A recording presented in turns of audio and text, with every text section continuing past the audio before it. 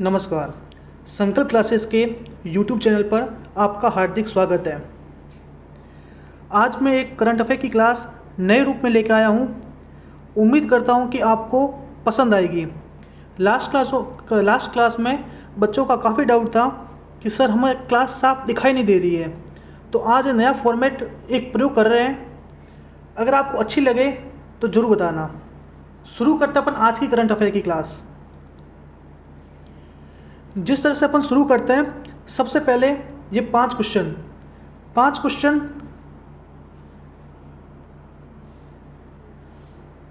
देखिए। सबसे पहला क्वेश्चन है, कौन से राज्य ने एक नया वन्य विहार, और वन्य विहार का नाम है बुकापट्टनम चिंकारा वन्य विहार। वन्य विहार का नाम क्या है?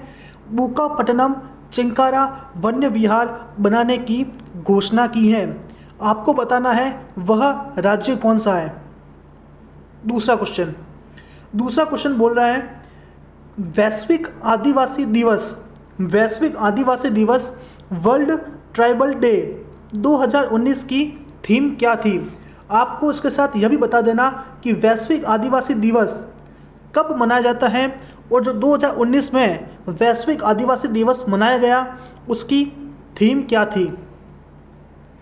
अगला क्वेश्चन, भारत का पहला समुद्री संग्रहालय कहाँ बन रहा है?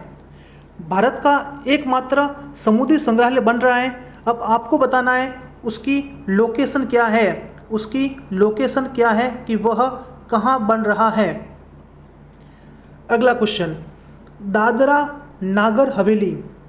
व नागर हवेली और दमन और दीव को किस तारीख से एक ही केंद्र शासित प्रदेश का दर्जा मिला? आपको पता होगा कि दादरा नागर हवेली और दमन और दीव, इन दोनों को मिलाकर एक ही केंद्र शासित प्रदेश बना दिया गया। अब आपको बताना है कि यह जो दर्जा एक ही केंद्र शासित प्रदेश है वह कौन सी तारीख को मिला। अंतिम सवाल है, आदिवासियों के लिए मुख्यमंत्री मदद योजना कौन से राज्य ने शुरू की है? योजना का नाम है मुख्यमंत्री मदद योजना।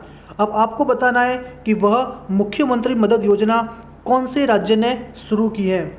यह आज के 5 क्वेश्चन है। अब आपको इन 5 क्वेश्चन के आंसर यूट्यूब के नीचे, क्लास के नीचे कमेंट बॉक्स में देना है। जितने ज़्यादा बच्चे आंसर दोगे उतना आपका नॉलेज इस करंट जीके में बढ़ता रहेगा। अब शुरू करते हैं अपन आज की करंट अफेयर की क्लास।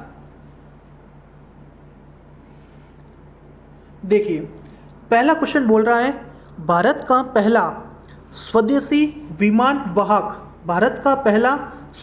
विमान वाहक, और उसका नाम है विक्रांत। उसका नाम क्या है? उसका नाम है विक्रांत। किस वर्ष बनकर तैयार हो जाएगा? देखिए, अब आपको ध्यान रखना है कि वर्तमान में भारत के पास सिर्फ एक स्वदेशी विमान वाहक है, और उसका नाम है विक्रमादित्य।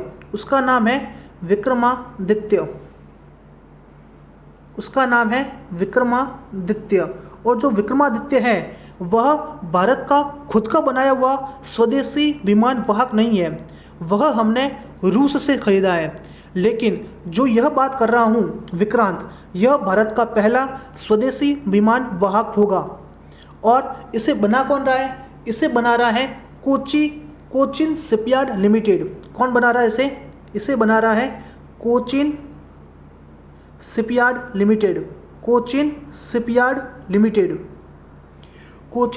लिमिटेड। अब शिपयार्ड का मतलब क्या होता है? शिपयार्ड का मतलब होता है कि जो यह स्वदेशी विमान वाहक पोत बनाते हैं उस कंपनी को अपन बोलते हैं शिपयार्ड।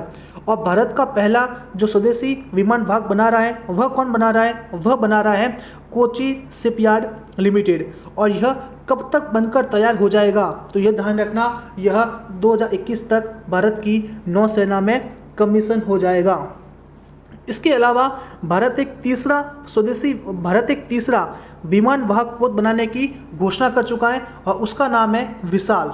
उसका नाम है विशाल। यह भारत यूके के साथ मिलकर बनाएगा। यह भारत यूके के साथ अर्थात यूनाइटेड किंगडम के साथ मिलकर बनाएगा, लेकिन सिर्फ इसकी अभी तक घोषणा हुई है। अभी तक यह कब तक पूरा होगा इसकी कोई जानकारी नहीं है। क्लियर। भारत के 3 स्वदेशी विमान विभाग के बारे में मैंने आपको जानकारी दी है। कौन कौन से? पहला है विक्रमादित्य, जो भारत ने रूस से खरीदा है। दूसरा है भारत का पहला स्वदेशी विमान विभाग, उसका नाम है विक्रांत। और तीसरा जो भारत यूके के साथ मिलकर बनाएगा उसका नाम है विशाल। मैं आपको विक्रमादित्य की फ़ोटो दिखा देता हूँ। यह है INS विक्रमादित्य, इसका नाम है INS विक्रमादित्य। इस तरह का स्वदेशी विमान वाहक पोत होता है। उम्मीद करता हूँ कि क्वेश्चन समझ में आया होगा। चलता हूँ मैं अगले सवाल पर। अगला सवाल बोल रहा है कि विश्व हिंदी दिवस कब मनाया जाता है। क्वेश्चन को ध्यान से पढ़ना, मैं बोल रहा हूँ विश्व हिंदी दिवस। देखिए, एक होता है विश्व हिंदी दिवस और एक होता है राष्ट्रीय हिंदी दिवस। दोनों में ज़मीन आसमान का फ़र्क है। मैं सबसे पहले बात कर लेता हूँ विश्व हिंदी दिवस। विश्व हिंदी दिवस हर साल 10 जनवरी को मनाया जाता है। कब मनाया जाता है? 10 जनवरी को हर साल विश्व हिंदी दिवस मनाया जाता है। अब यह दिवस मनाया क्यों जाता है? क्योंकि ध्यान रखना, सबसे पहला विश्व हिंदी सम्मेलन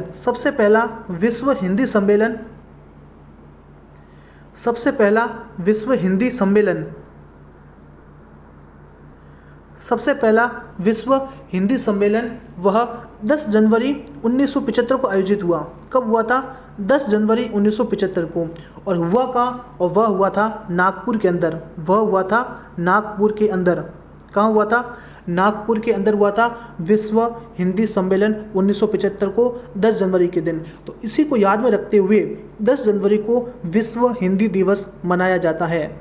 विश्व हिंदी दिवस की शुरुआत सन 2006 में हुई। कब हुई? सन 2006 में विश्व हिंदी दिवस की शुरुआत हुई। और इसकी शुरुआत की किसने थी? तो ध्यान रखना, इसकी शुरुआत की थी भारत के उस समय के तत्कालीन प्रधानमंत्री मनमोहन सिंह ने की थी। जो हिंदी है वह विश्व की 5वीं सबसे ज़्यादा बोली जाने वाली भाषा है। अगर मैं बात करूं विश्व की सबसे ज़्यादा बोली जाने वाली भाषा, तो वह कौन सी है? वह है मंदाकिनी। मैंड्रिन बोलते अपन इसको। मंदाकिनी मतलब चाइनीज़ लैंग्वेज है जो विश्व में सबसे ज़्यादा बोली जाती है। अगर मैं बात करूं राष्ट्रीय हिंदी दिवस, तो राष्ट्रीय हिंदी दिवस कब मनाया जाता है? तो राष्ट्रीय हिंदी दिवस मनाया जाता है 14 सितंबर को। राष्ट्रीय हिंदी दिवस मनाया जाता है 14 सितंबर को, और यह हिंदी भाषा के प्रचार प्रसार के लिए बनाया जाता है। अगर मैं पूछूं आपसे हिंदी सचिवालय कहाँ है, तो ध्यान रखना इसका आंसर होगा मॉरिशस के अंदर हिंदी सचिवालय है। मॉरिशस के अंदर हिंदी का सचिवालय है। हिंदी का सचिवालय मॉरिशस के अंदर है। अब मैं बात करता हूँ 9 जनवरी। 9 जनवरी को मनाया जाता है प्रवासी भारतीय दिवस। प्रवासी भारतीय दिवस मनाया जाता है 9 जनवरी को। और 12 जनवरी को होता है राष्ट्रीय युवा दिवस। यह स्वामी विवेकानंद जी की बर्थ एनिवर्सरी है। उम्मीद करता हूँ ये सब चीज़ें आपको क्लियर हुई होगी। चलता हूँ अगले सवाल पर। हाल ही में किसने उपन्यास आशा एंड स्प्रिट बर्ड, उपन्यास का नाम क्या है? उपन्यास का नाम है आशा एंड स्प्रिट बर्ड के लिए ब्रिटेन का प्रसिद्ध पुरस्कार का नाम है कोस्टा चिल्ड्रन अवार्ड जीता है। देखिए, आपको उस व्यक्ति का नाम बताना है जिसने अपने उपन्यास आशा एंड स्प्रिट बर्ड के लिए ब्रिटेन का प्रसिद्ध कोस्टा चिल्ड्रन अवार्ड जीता है। तो उनका नाम है जसबिंदर बिलन। वो व्यक्ति हैं जिन्होंने अपने उपन्यास आशा एंड स्प्रिट बर्ड के लिए कोस्टा चिल्ड्रन अवार्ड जीता है। यह भी ध्यान रखना, जो कोस्टा चिल्ड्रन अवार्ड है वह ब्रिटेन का पुरस्कार है। चलता हूँ अगले सवाल पर। हेनले पासपोर्ट इंडेक्स, देखिए यह एक कंपनी है हेनले, जो क्या करती हैं, दुनिया भर में देखती हैं कि किस देश का पासपोर्ट कितना मजबूत है, तो उसमें भारत का कौन सा स्थान है। ध्यान रखना, हेनले पासपोर्ट इंडेक्स के द्वारा भारत का इसमें 84वां स्थान है। इसका मतलब यह हो गया कि जो भारत का पासपोर्ट है वह दुनिया में 84वें नंबर पर, वह भारत में 84वें नंबर पर सबसे ताकतवर है।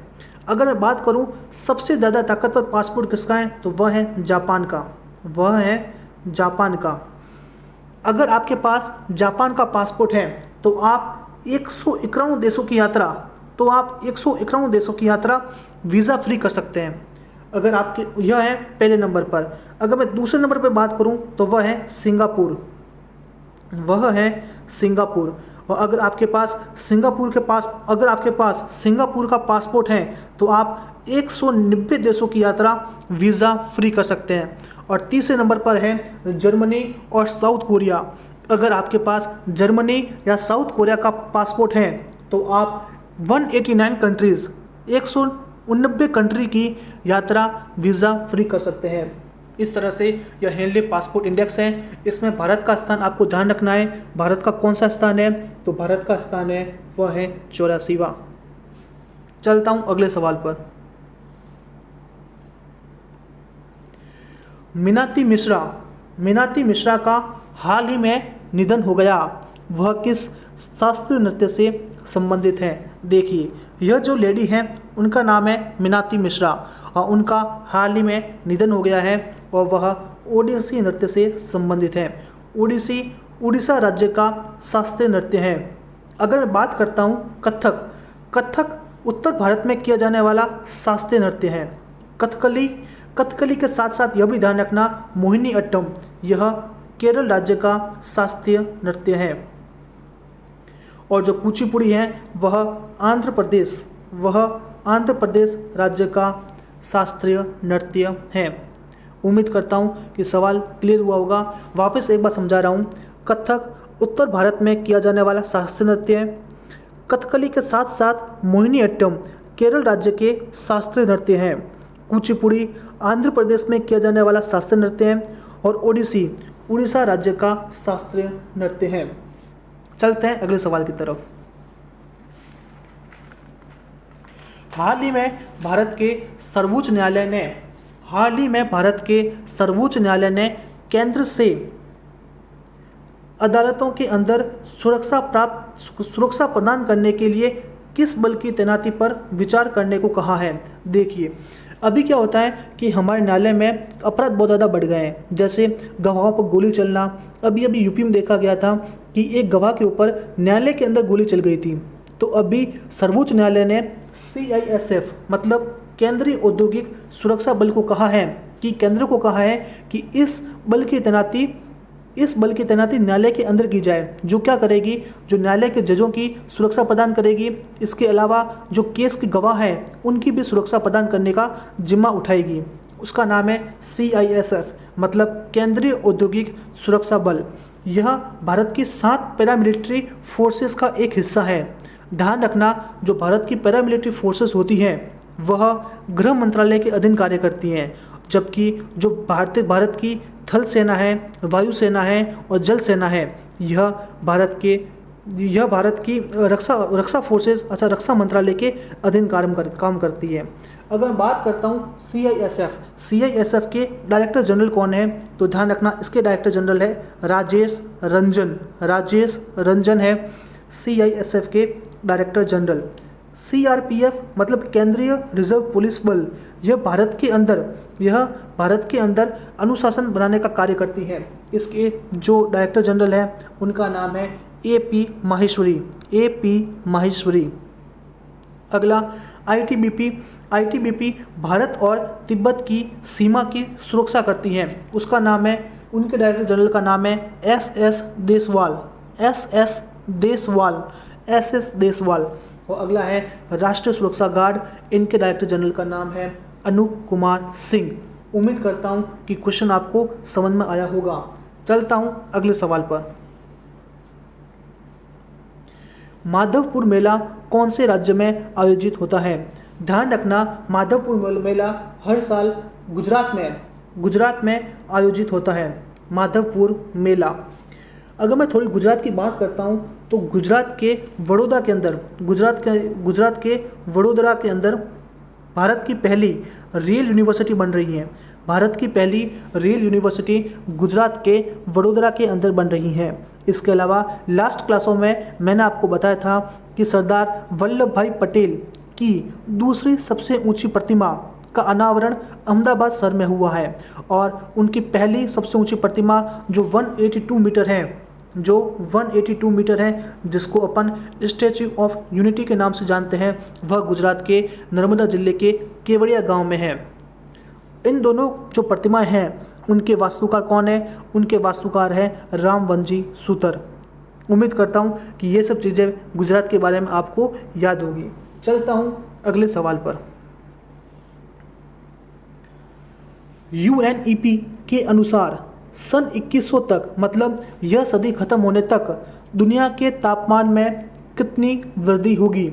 देखिए, सबसे पहले UNEP को समझते हैं। UNEP की स्थापना 5 जून 1972 को हुई। कब हुई? 5 जून 1972। 5 जून 1972 को UNEP की स्थापना हुई। UNEP की फुल फॉर्म है United Nation Environment Programme. UNEP की फुल फॉर्म है यूनाइटेड नेशन एनवायरनमेंट प्रोग्राम और इसका जो हेडक्वार्टर है वह है केन्या की राजधानी नैरोबी के अंदर। इसके जो डायरेक्टर जनरल हैं उसका नाम है इंगर एंडरसन। क्या नाम है? इंगर